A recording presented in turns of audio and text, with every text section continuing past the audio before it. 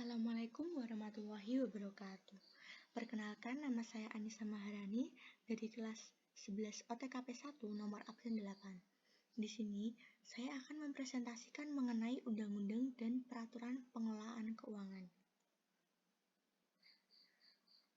Sebagai landasan hukum pengelolaan keuangan negara, pada tanggal 5 April 2003 telah diundangkan Undang-Undang Nomor 17 Tahun 2003 tentang Keuangan Negara, merupakan penjabaran dari aturan-aturan pokok yang telah ditetapkan dalam Undang-Undang Dasar Republik Indonesia tahun 1945.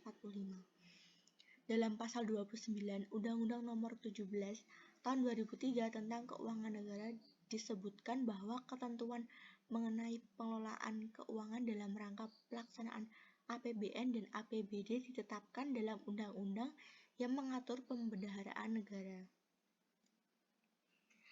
Peraturan Pemerintahan Republik Indonesia.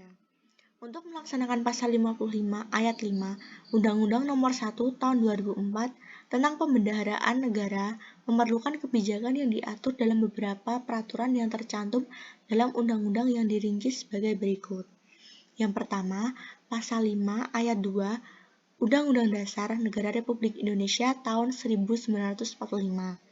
Yang kedua, Undang-Undang Nomor 32 Tahun 2004 tentang Pemerintahan Daerah atau Lembaran Negara Republik Indonesia tahun 2004 Nomor 104.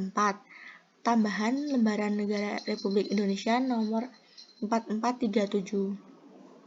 Sebagaimana telah diubah dengan Peraturan Pemerintah Pengganti Undang-Undang Nomor 3 Tahun 2005 tentang perubahan atas Undang-Undang Nomor 32 Tahun 2004 tentang Pemerintahan Daerah atau Lembaran Negara Republik Indonesia tahun 2005 Nomor 38.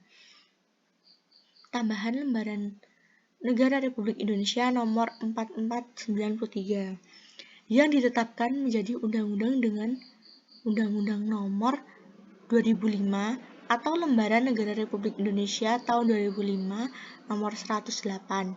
Tambahan Lembaran Negara Republik Indonesia Nomor 4548. Ketiga, Undang-Undang Nomor 1 Tahun 2022 tentang hubungan keuangan antara pemerintah pusat dan pemerintah daerah. Undang-Undang Nomor 1 Tahun 2004 tentang Pembendaharaan Negara.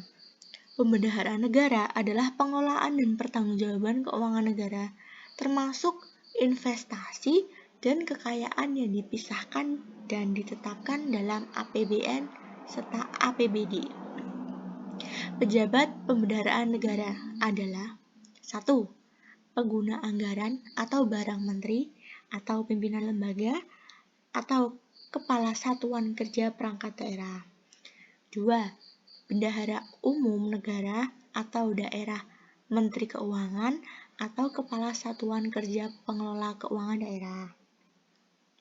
3. Bendahara Penerimaan atau Pengeluaran pada Kementerian Negara atau Lembaga atau Satuan Kerja Perangkat Daerah.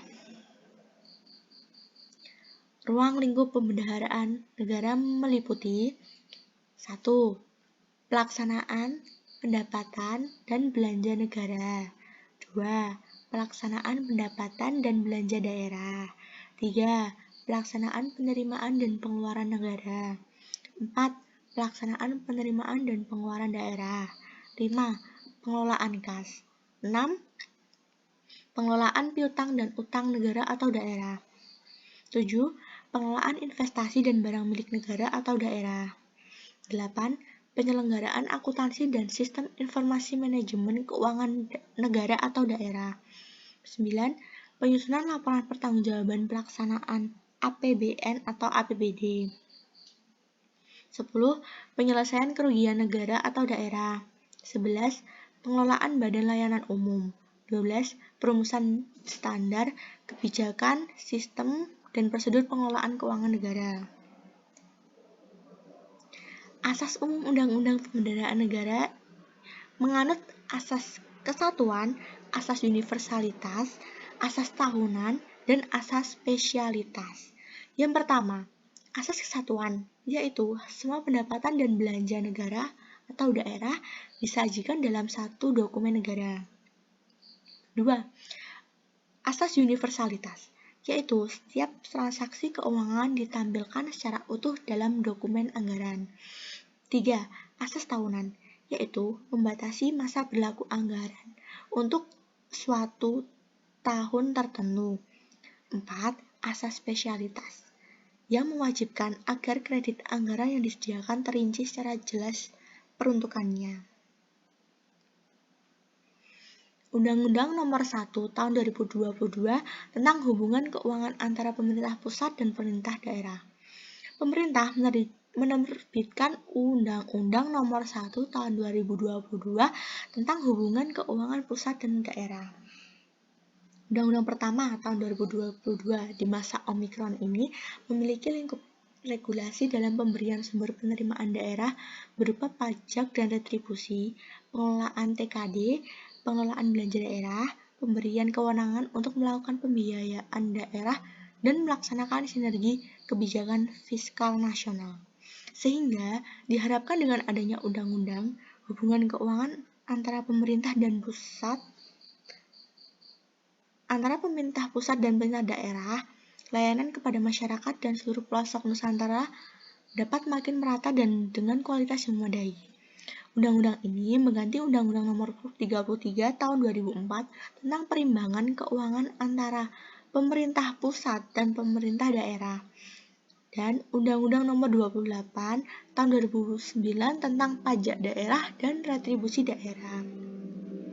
Undang-Undang Nomor 1 Tahun 2022 tentang hubungan keuangan pusat dan daerah ditempatkan pada Lembaran Negara Republik Indonesia tahun 2022 Nomor 4. Penjelasan Undang-Undang Nomor 1 Tahun 2022 tentang hubungan keuangan antara pemerintah pusat dan pemerintah daerah ditempatkan pada tambahan Lembaran Negara Republik Indonesia Nomor 6757 agar setiap orang mengetahuinya.